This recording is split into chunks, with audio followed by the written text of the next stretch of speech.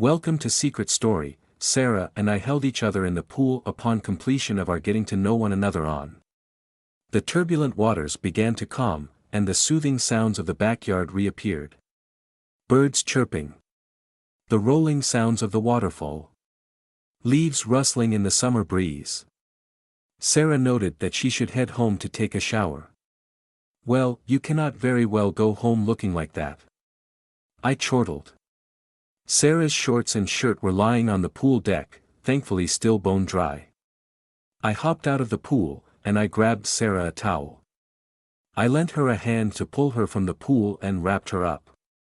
After giving her a peck on the cheek, I handed the clothes to Sarah, and she quickly dressed. Since we are both alone this fine weekend, would you like to join me for dinner later tonight? I can throw some steak and shrimp on the grill. I extended an invitation to Sarah, hoping for some company to stave off another boring night of being alone. To say that other ulterior motives were involved would be an understatement. Sarah agreed to meet later, gathered her belongings, and headed home next door. She hoped that no one saw her walking with wet hair from my house, as that would certainly arouse suspicion. The shower was steaming hot and warmed Sarah from the chill of the air. She ran her fingers through her hair thinking about what had just happened. Although Sarah was often seen as a bully, it was because she always wanted to be in control of her situation. Control meant elimination of the unknown. Elimination of the unknown meant safety. Sarah just wanted to feel safe in her life. This likely stemmed from events in her childhood that are not appropriate for this story. While Sarah's husband was kind, caring, and a solid provider, he was not what one would call an alpha male. Throughout their entire relationship, it was Sarah who dominated. It was Sarah that ran the household. It was Sarah that established their social circles. Sometimes she felt more like a mother than a wife, with her husband acquiescing to her every whim. Why did he never stand up for himself? She sighed when she acknowledged that her next-door neighbor Jake was right about her life with Alan. It sucked. On a schedule like clockwork. Wham, bam, thank you ma'am, and then he fell asleep. Sarah and Alan had been together since college, and time was beginning to chip away at her. She felt that life was beginning to pass her by. She was growing weary of always being in command. For once, she wanted to have no responsibilities. She wanted to be the one taken care of and not the other way around. These concerns and changes often come to many at this age. Some call it a midlife crisis. Others call it a life change. It is nothing new. Sarah still loved Alan, but she needed a change. The person she is today is not the same person that she was 20 years ago. Sarah turned off the shower and dried herself. Her mind raced with mixed emotions and was making her tired. She took a few pills to calm the ache in her head and laid upon the bed to take a much-needed nap. After Sarah headed home, I grabbed my shorts and got dressed. I could not believe what had just happened between Sarah and myself. Far from it. As a matter of fact, 6 hours ago, I couldn't stand that bitch. It's crazy how a few hours can change things. I took a shower and dressed for the day. Having invited Sarah over for dinner, I cleaned the house and began my prep. I took some New York strips from the fridge and seasoned them with my secret rub. I deveined the shrimp. My famous arugula salad for an appetizer, and the main course will be accompanied by steamed broccoli. I've watched a number of cooking shows and decided to give creme brulee a shot. As the hours passed, I decided to purchase a pay-per-view UFC event. I could have it playing in the background as I cooked and occasionally look in when the crowd got loud.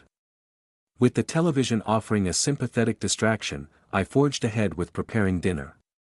Sarah and I agreed to meet at 6 o'clock, and I was eager to see her. In addition to having this pretty woman at my dinner table, I was genuinely curious if she would like my cooking. 15 minutes passed. No Sarah. 30 minutes had gone by, and I was still alone. At this point, I figured that my little pool escapade with Sarah may just be a one-time fling and she was going to no-show.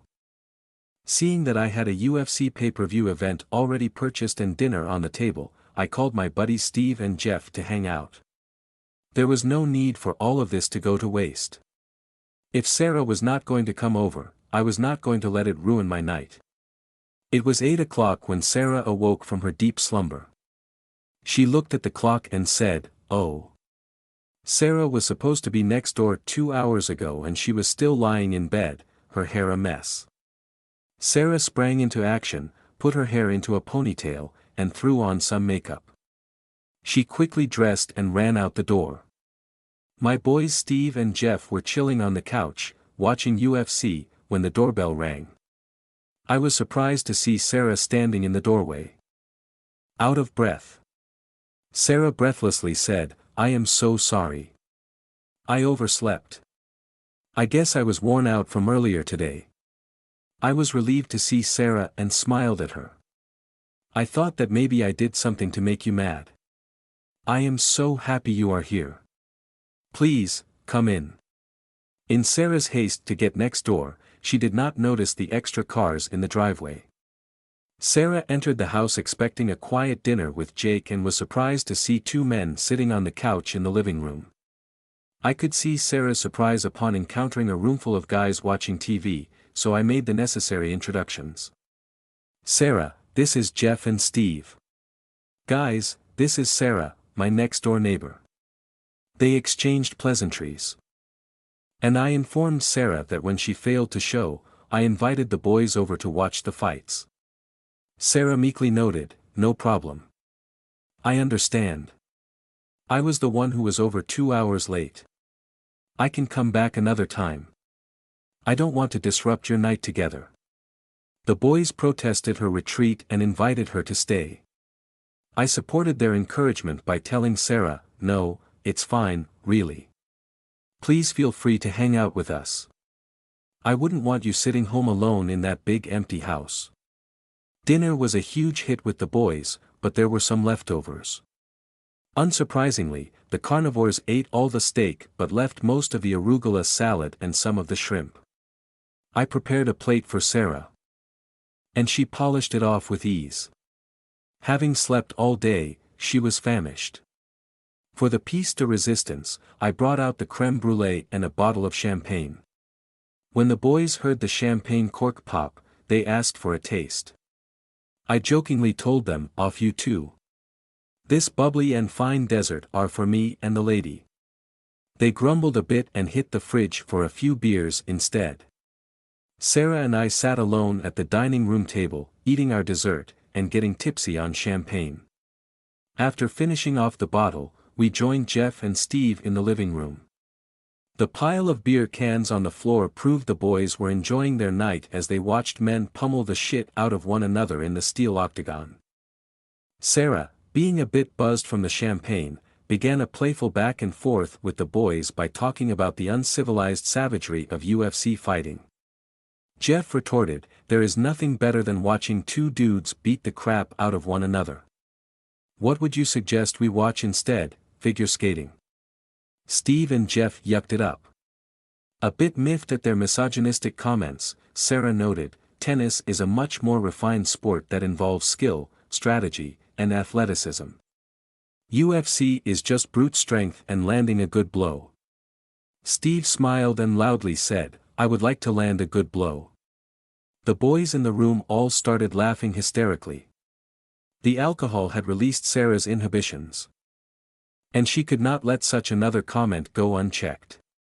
With her inner Karen beginning to rear its ugly head, Sarah protested, "You would need someone who wanted to blow you for that to happen, and if you had anyone, you surely would not be here, would you?"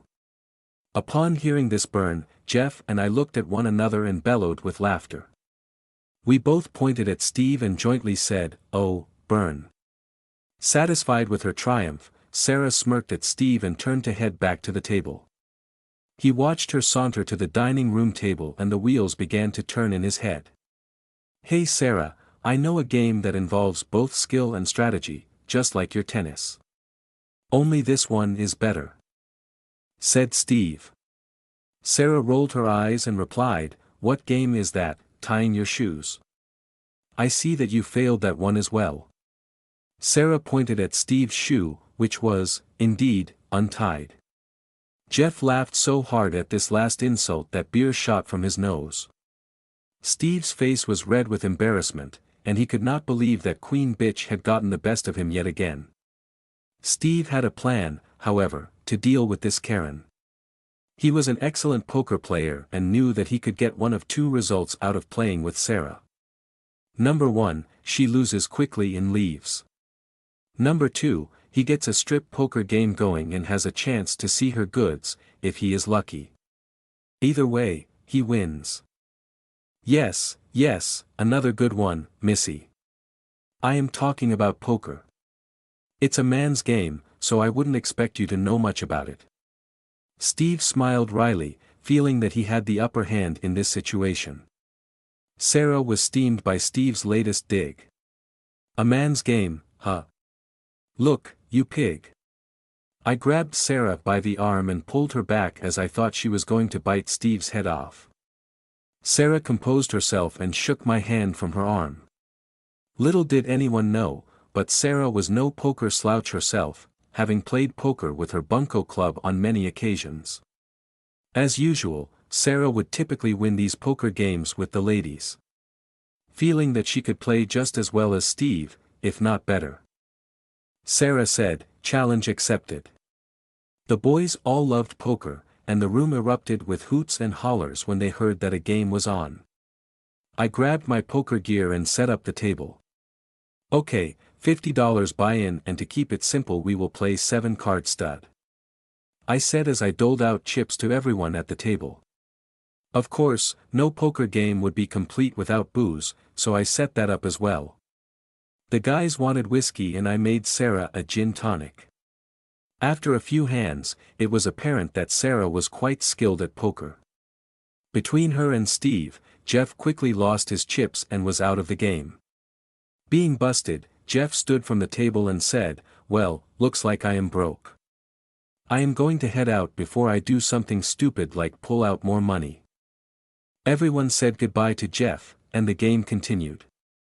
The pot went back and forth as the game went on. Whiskey and more gin tonics kept spirits high. I hung with the card sharks for a while, but soon followed Jeff in losing all my chips. Looks like it is just you two remaining. A duel to the death. I laughed and poured a few more drinks. Being down to the last 2 people, these games went quickly. Before long, Steve's superior poker playing wore Sarah down, and she lost her last chip. Steve raised his hands in triumph and proclaimed, "I am the champion.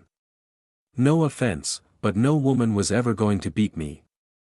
He tried to add insult to injury by winking at Sarah. Sarah could not believe she had lost to this officious prick. She hated took the cake. She thought about it for a second and devised a way to get back into the game. Sarah reached under her shirt. As Steve was celebrating, Sarah interrupted him, saying, "Hey champ. I still have something to bet. The game is not over." Steve turned his attention to Sarah to see what she was talking about. He was sure that she was out of chips, so how could the game continue? When Steve scanned the table for any remaining chips around her finger. It was likely the alcohol talking in combination with her hatred of losing, but Sarah decided to press on by noting, "I may be out of chips, but I would like to bet this." Steve grinned and said, "So you want to bet clothes now? I have a big stack of chips. And you don't have too many items of clothing to lose." Sarah was sure that she could win a few hands to get some chips back. Her pride and hubris blinded her from the possibility of losing. Without much thought, Sarah said, "Let's go." Sarah won the next hand and collected a few chips. She felt that her plan was working. Unfortunately, the next few hands were a loss. With all her chips once again lost, she stepped into the bathroom and emerged with her in hand. She threw them on the table and pressed on with the game. Sarah was shocked when she lost the next hand. She could either admit defeat or remove another article of clothing. Losing another piece of clothing, however, would mean that she would be half naked. I touched Sarah on the shoulder and said, "Hey Sarah, why don't you admit defeat? You don't have anything to prove. You outlasted all the guys here except Steve, and he is an expert poker player. Sarah had her hands on her shirt as if to take it off, but dropped them to her sides after my comment. She took a deep sigh, seemingly ready to admit that Steve was the winner. Steve reveled in his victory and noted, "That's right. You put up a good fight, but in the end, the male brain will always triumph. It's just a fact of nature. Nature made us hunters, so we were given the better brains.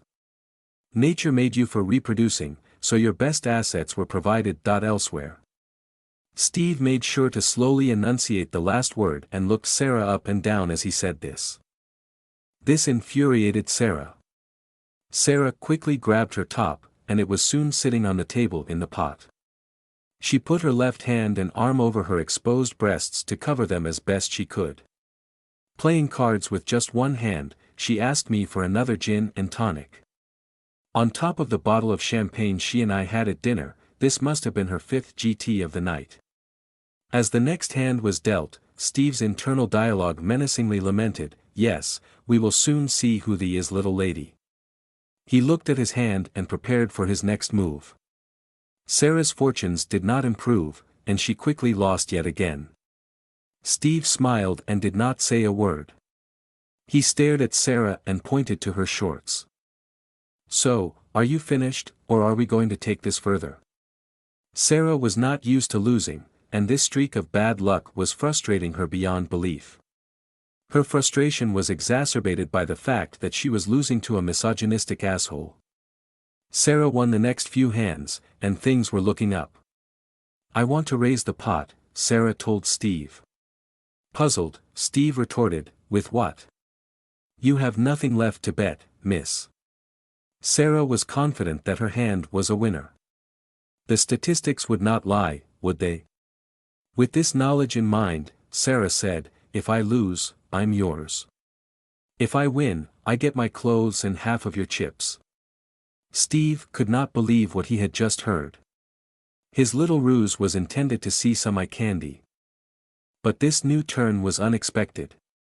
He looked at me and I shrugged. Although Sarah was my neighbor, she was not my wife, and she could make her own choices. Sarah stared at Steve and said, "Well, what's your answer, little man?" Steve gave a stifled laugh and said, "Okay, but it's your funeral. No backing out if you lose, right?" Sarah smirked and said, "I would have to lose, and that is not going to happen." Steve called Sarah and she laid down what she thought was a sure winner. As her cards hit the table, she smiled and reached for the pot. Steve reached out and grabbed Sarah's hand. "Not so fast, little lady." Steve laid down his hand, and Sarah's stomach dropped. She had lost. She was flabbergasted. How did this happen? The statistics said she should have won. Steve stood and walked over toward Sarah. I could see he was obviously excited to collect his winnings.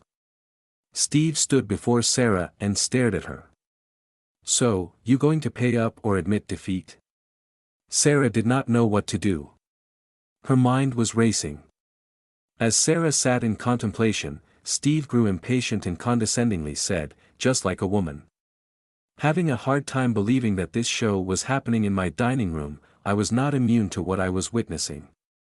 Although she was initially reluctant, Sarah looked like she was now getting into it. Steve threw his head back with pleasure without warning. Sarah suddenly stopped and stood. Steve looked taken aback. How could she leave him hanging? "Hey, what gives?" Steve disappointedly questioned. Sarah sat back in her chair and matter-of-factly noted, "I said I would, and I did. My bet is paid." Steve thought about it for a second and realized that Sarah was right. Sarah's drink was empty, and she looked to me for a refill. She smiled when she saw me. A bit embarrassed, Sarah took a long drink and returned her attention to Steve. "So, are you able to still think straight? You going to deal, or what?" Steve laughed and said, "Okay, but what are you going to bet this time?"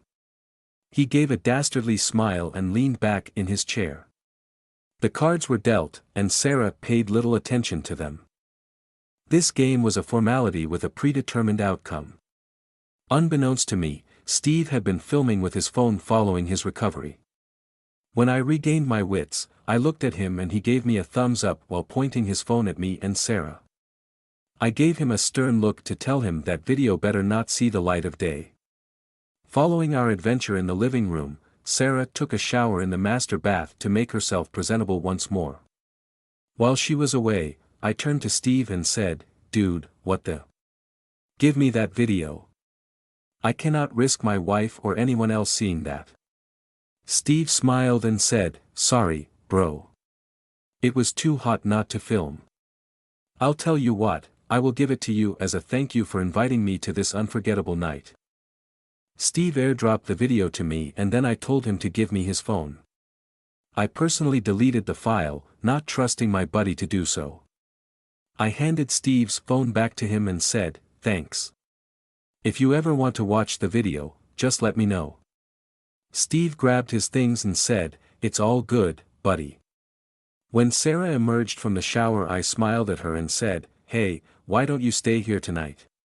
It may look a bit odd if any of the neighbors saw you walking home from my house in the middle of the night." She smiled back at me and said, "I was hoping you would say that." We both laid in bed and held each other. Sleep came quickly for the two of us. To be continued.